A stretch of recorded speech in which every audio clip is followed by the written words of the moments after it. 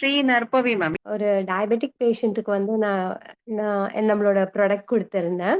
Already அவர் several இயர்ஸா டயபெட்டிக்ல இருந்திருக்கிறாருங்க. But அவரு வந்து எந்த விதமான அசோசியேட்டட் மெடிசின்ஸ் எடுக்கவே இல்ல. ஜஸ்ட் அவருக்கு நெறைய எடுத்து ஃபெயிலியர் ஆனங்காட்டி அவரு அப்படியே விட்டுட்டாரு.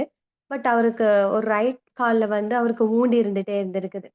ஜஸ்ட் ஸ்மால் வூண்ட் தான் இருந்திருக்குது. பட் உள்ள வந்து பஸ் அக்யூமுலேட் இருந்திருக்குது போல இருக்கு. அது யாருக்குமே தெரியல.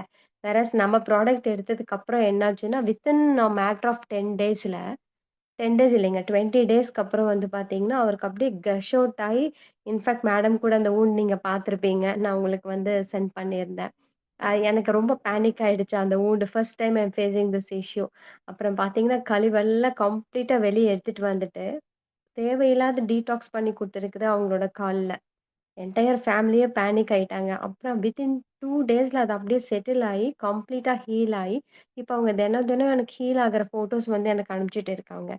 கட்டாயம் வெளியில எங்கன்னா போயிருந்தாங்கன்னா, அவங்களுக்கு வந்து ஆம்பியூட் பண்ற அளவுக்கு கூட சஜஷன்ஸ் குடுத்துருப்பாங்க. ஸோ அந்த அளவு வந்து கிரிட்டிக்கலா இருந்தது. பட் எனக்கே ஒரு பெரிய மிராக்கிளா இருந்தது.